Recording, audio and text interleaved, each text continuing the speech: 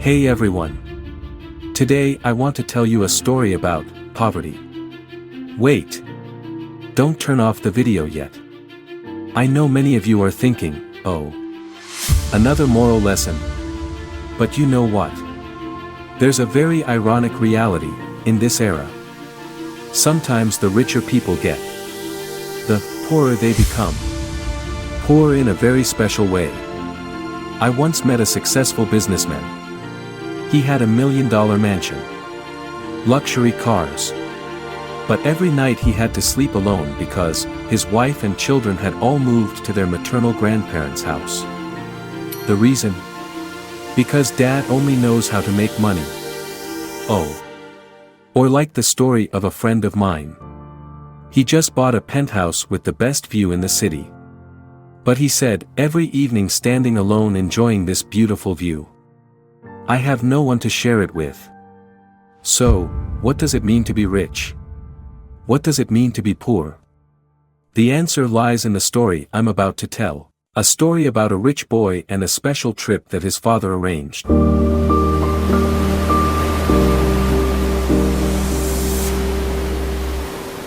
Now, come join me for a cup of tea. Here's how the story goes. There was a father who was a director of a large company. One day, he decided to take his son on a reality trip to the countryside. His purpose was simple, to help his son understand what hardship means. To appreciate the comfortable life he had. The father and son stayed with a poor farming family for 2 days and 1 night. That night, the boy slept on a bamboo bed. Without air conditioning. With only the field breeze blowing through the wooden window frame. On the way home, the father asked, "How was it? Do you now understand what poverty means?" Can you guess how the boy answered? The boy said, "I think we're the poor ones." Dad. The father was bewildered. What? At this point, perhaps the father was thinking, oh no, did 2 days without air conditioning make my son lose his mind? But no, the boy explained, look. Dad. We have 1 dog. They have 4. We have a tiny artificial swimming pool. They have an endless river. At night we have to use expensive electric lights. But they have millions of stars. Our yard is blocked by high walls. But they have the entire horizon. We have a tiny plot for gardening. They have fields stretching to the horizon. We have to go to the supermarket to buy food. They can grow everything themselves. And do you know what the biggest difference is? We need to build high fences to protect our property. But they don't need to. Because neighbors are always ready to protect each other. This reminds me of a story about a friend, an American tech expert who used to work in Silicon Valley. He had a 6-figure salary. A beautiful apartment with a view in San Francisco. Yet one day, he decided to give it all up to move to a small village in Italy. In Silicon Valley, he said, we create technology to connect people. But we ourselves can't connect with anyone. I have 3,000 Facebook friends but no one to call at 3 a.m. when something happens. But here, he pointed to his small village. Every evening, the whole village gathers in the square. The elderly tell stories. Children play. Women make pasta. No one needs to check in. No one needs stories. They live in that moment. Together. Interesting. Isn't it? While Westerners are running away from civilization to find the core values of happiness. Many of us are chasing what they're running from. I have another friend, a CEO of a startup in Boston. Once he shared, I can order food from 200 restaurants to my home.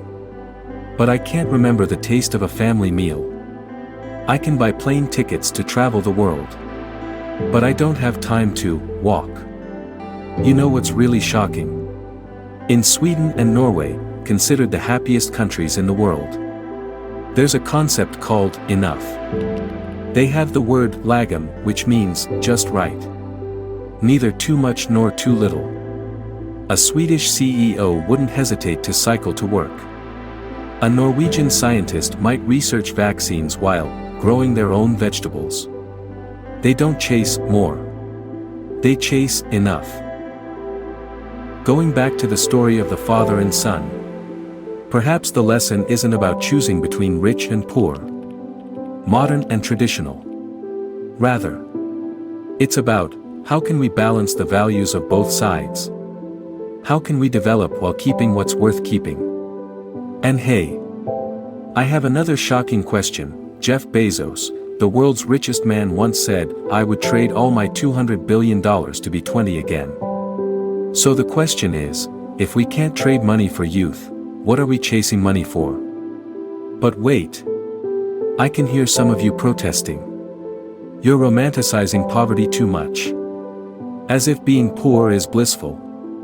And you know what? They're right. The reality is, when your stomach is empty, it's hard to stargaze. When your child is sick and you can't afford hospital bills, it's hard to see the beauty in a simple life. I once met a woman in the Highlands. She said, "People say the air here is fresh. The scenery is beautiful. But when my child got pneumonia, the hospital bill was 15 million dong. I'd rather live in a polluted city with enough money to treat my child." Painful, isn't it? Then there's the story of a German friend. He was a high-tech engineer who quit his job to live in an Asian village. Initially, he was enchanted by the simple, natural life. But after 6 months, "I realized something," he said. "When you don't have financial pressure, it's easy to romanticize poverty. But for the people here, they don't have the luxury to be romantic. Their children need education. Their parents need medicine. And here's the interesting part, he didn't go back to Germany. Nor did he abandon the village. Instead, he combined both worlds. He used his tech knowledge to help local farmers sell produce online. He created a free English program for children. He still lived simply, but never stopped creating value. You see, perhaps the question isn't rich or poor, but rich for what purpose? I have a question. Do you know what Bill Gates is doing with his enormous wealth? He's finding ways to give it away. Why? Because he understood something. The peak of wealth isn't having lots of money, it's having the ability to create value from that money. Going back to the story of the father and son. Perhaps the real lesson isn't about judging rich or poor. But, how can we use what we have, whether much or little, to create real value? How can we avoid romanticizing poverty while not becoming slaves to materialism? How can we develop economically without losing the core values of happiness? And perhaps, that's the kind of wealth we should all strive for. So what lessons can we learn from these different perspectives? First, we need to understand, material development isn't bad. On the contrary, it's necessary to solve life's basic problems. But don't make it the only purpose of your life.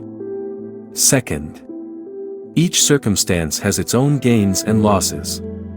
Poor people may be rich in human connection but lack material necessities. Rich people may have abundant money but poor in connections. The key is finding the balance. And most importantly, regardless of our circumstances, we can still create value. Now, let's try some small exercises to apply this week. Happiness inventory exercise. Take a piece of paper. Draw 2 columns. Left column, list things you have that others wish for, including non-material things. Right column, things you lack and want to have. Read both columns carefully and ask yourself, am I really at a disadvantage? Simple day exercise. Choose a weekend day. Turn off all phones, computers. Spend time on simple pleasures, cooking, reading, Talking with loved ones. In the evening. Write down your feelings. What did you learn from that day? Give daily exercise. For 7 consecutive days. Give something each day, doesn't have to be money. It could be a compliment, a hug, a small good deed. Record the recipient's emotions and your own. And hey, I have a small challenge after completing these exercises. Share in the comments below. I guarantee you'll have some very interesting conversations. Do you know Warren Buffett's saying? He says, if you don't find a way to make money while you sleep, you'll work until you die. But I want to ask you something different. If you don't find the meaning of making money while you're awake, you'll die rich but lonely. Wishing you a day full of love and meaning.